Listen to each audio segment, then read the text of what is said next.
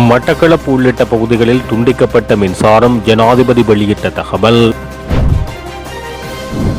டித்வா சூறாவளியால் ஏற்பட்ட பாரிய அழிவு, நிதியத்துக்கு 19,000க்கும் அதிகமானோர் பங்களிப்பு.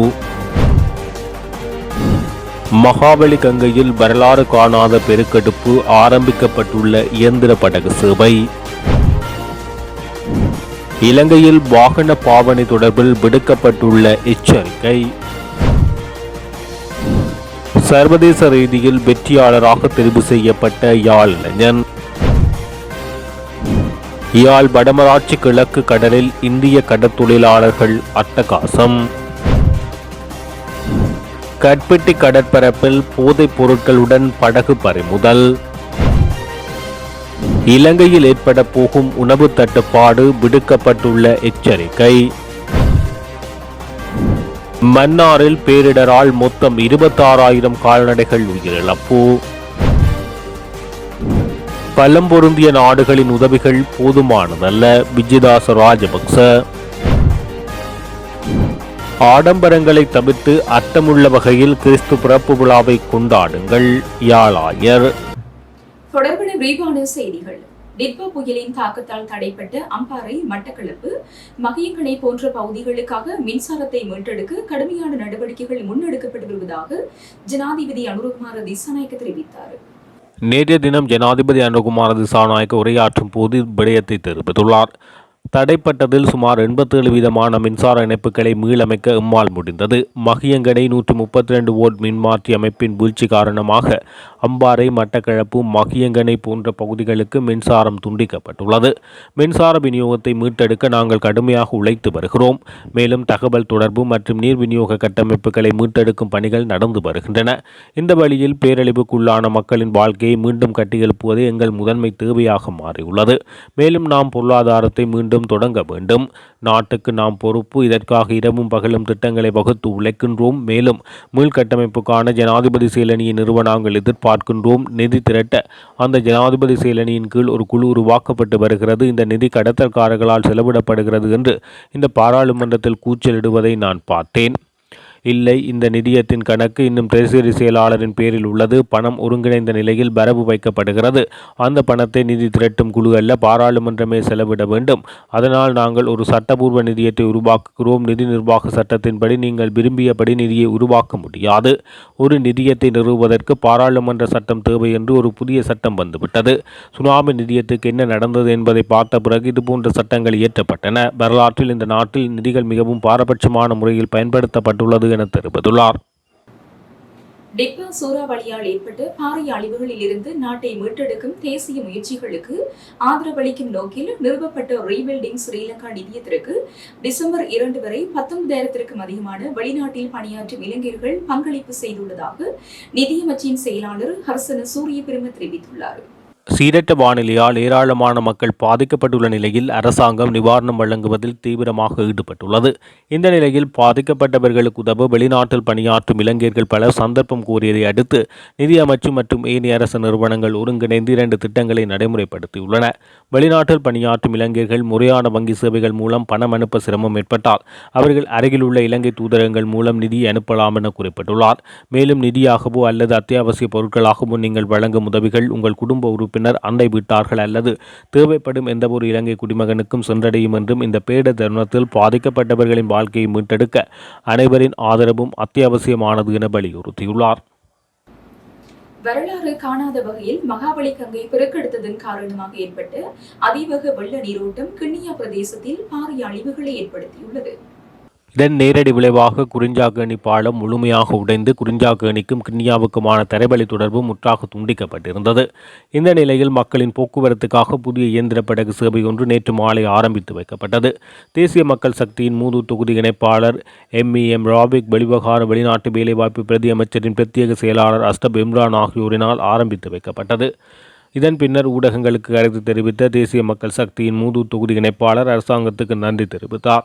இந்த சேவையை பாராட்டி இதனால் பயணிக்கும் பொதுமக்களுக்கு பல்வேறும் தங்களுடைய கருத்துக்களையும் மகிழ்ச்சிகளையும் வெளிப்படுத்தியமை குறிப்பிடத்தக்கது. டிட்வா சூறாவளியால் ஏற்பட்ட வெள்ளத்தில் மூழ்கிய அல்லது அடித்துச் செல்லப்பட்ட வாகனங்களை முழு ஆய்வு இல்லாமல் பயன்படுத்த வேண்டாம் என போக்குவரத்து பொறியியலாளரான நுபான் மதநாயக்க தெரிவித்துள்ளார். நீரில் மூழ்கிய வாகனங்களை இயக்காமல் தொழில்நுட்ப வசதிக்கு கொண்டு சென்று முதலில் சுத்தம் செய்ய வேண்டும். அனைத்து வகையான oil, break, power, steering, gear, எண்ணெய், என்ஜின் எண்ணெய் உட்பட அனைத்தையும் அகற்ற வேண்டும். மேலும் அவை மென்மையாக மாறியிருந்தால் என்ஜினை முழு ஆய்வுக்கு உட்படுத்த வேண்டும். சுமார் 2-3 நாட்கள் முழுமையாக நீரில் மூழ்கியிருக்கும் வாகனங்களின் என்ஜின் மற்றும் கியர் பாக்ஸை இயல்பு நிலைக்கு மீட்டெடுக்க முடியும். ஆனால் அவற்றின் மின் அமைப்புகளை பயன்படுத்தவே கூடாது என்று அவர் சுட்டிக்காட்டியுள்ளார். தற்காலிக மீட்டமைக்கப்பட்டாலும் அது எதிர்காலத்தில் அரிக்கப்பட்டு பெரிய சேதத்தை ஏற்படுத்தக்கூடும். எனவே வாகனத்தை காப்பீடு நிறுவனங்கள் மூலம் செயலிழக்க செய்ய வேண்டும் அல்லது 3ஆம் தரப்பு காப்பீடு இருந்தால் மின் சுற்றுகளை முழுமையாக மீண்டும் கட்டியெழுப்ப வேண்டும். வாகனத்தின் சஸ்பென்ஷன் அமைப்புகளுடன் தொடர்புடைய கிரீஸ் முழுவதுமாக அகற்றப்பட்டு புதியவற்றை பயன்படுத்த வேண்டும். அவற்றின் ரப்பர் பாகங்களை மீண்டும் பொருத்த வேண்டும் என வலியுறுத்தியுள்ளார்.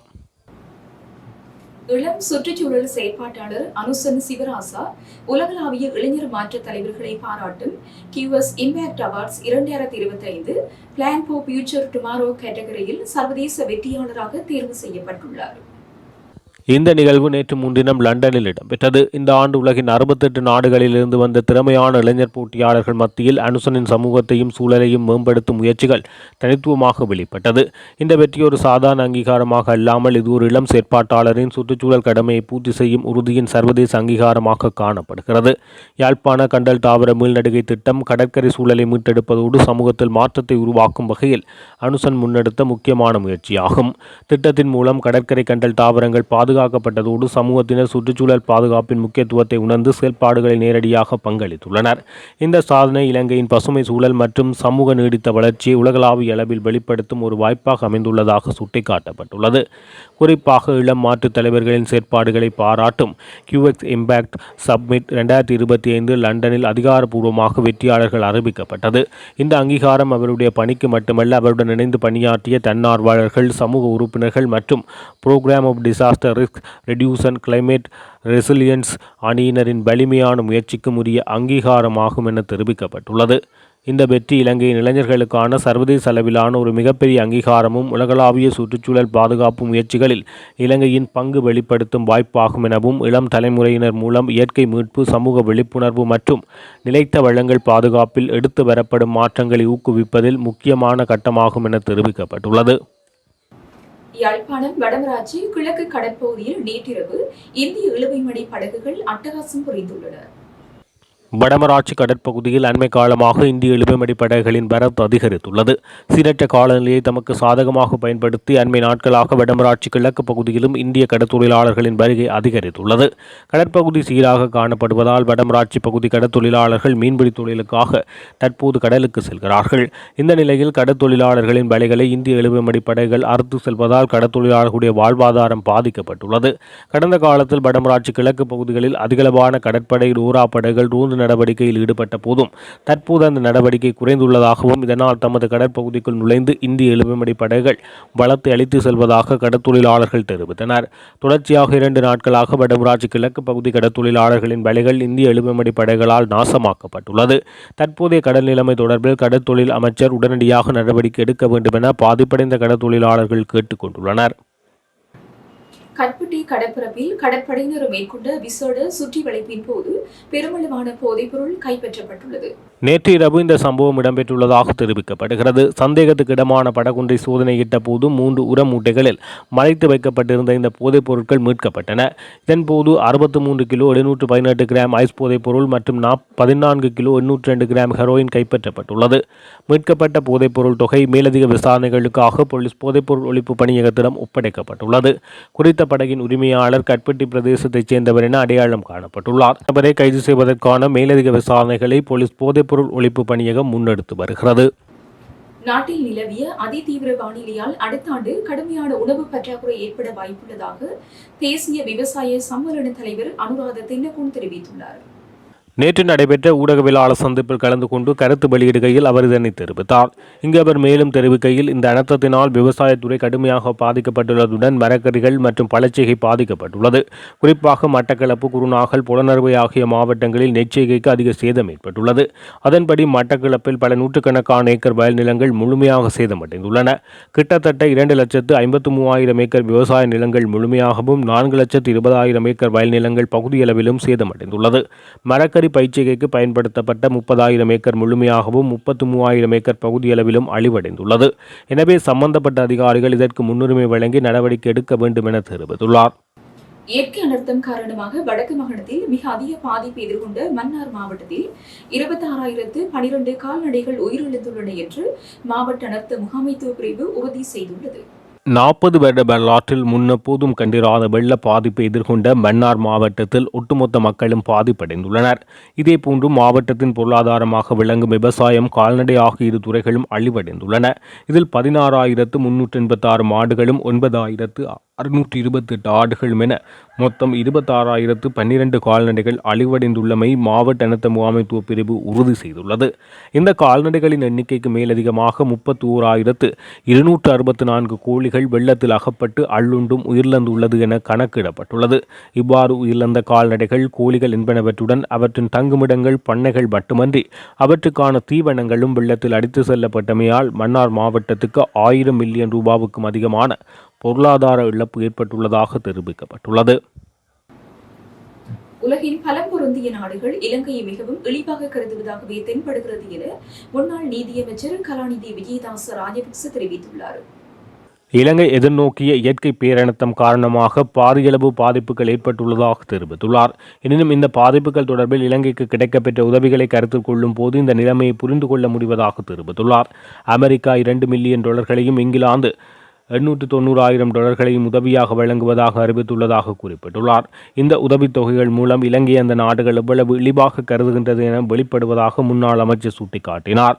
நாடு ஒன்று உதவிகள் வழங்கப்படும் போது அதனை குறைத்து மதிப்பிட்டும் அல்லது மதிப்பிடும் உரிமை கிடையாது என்ற போதிலும் மாலத்தீவு மக்கள் $1 மில்லியன் வழங்குவதாக அறிவித்துள்ளனர் என தெரிவித்துள்ளனர்.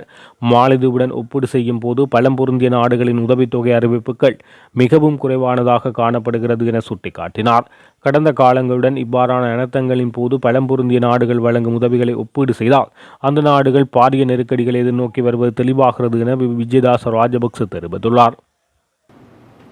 அண்மையில் இலங்கையில் ஏற்பட்ட சூறாவளி மற்றும் வெள்ளப்பெருக்கினால் உயிரிழந்த மற்றும் பாதிக்கப்பட்ட மக்களை மனதில் கொண்டவர்களாக வருகின்ற கிறிஸ்து பிறப்பு விழாவை அமைதியுடனும் அர்த்தமுள்ள வகையிலும் கொண்டாடுமாறு யாழ் மறைமாவட்ட குறுமுதல்வர் கிறிஸ்தவ மக்களை கேட்டுள்ளார். பொருத்தமற்ற ஆடம்பரங்களை தவிர்த்து பாதிக்கப்பட்ட மக்களுக்கு உதவிக்கரம் நீட்டும் செயற்பாடுகளை முன்னெடுத்து பாலன் இயேசு கொண்டு வந்த அமைதி, விடுதலை ஆகிய நற்செய்திகளை மக்களுக்கு அறிவித்து துன்புறும் மக்களோடு ஒன்றிணைந்த உள்ளங்களோடு கிறிஸ்து பிறப்பு விழாவை கொண்டாடுமாறு குறுமுதல்வர் அழைப்பு விடுத்துள்ளார். இத்துடன் ஜெஃப்னா-கிளரியின் மதிய நேர பிரதான செய்திகள் நிறைவடைகின்றன. மேலதிக செய்திகளை அறிந்து கொள்ள www.jeffnaglary.lk இணையதளத்தினூடாக இணைந்து கொள்ளுங்கள்.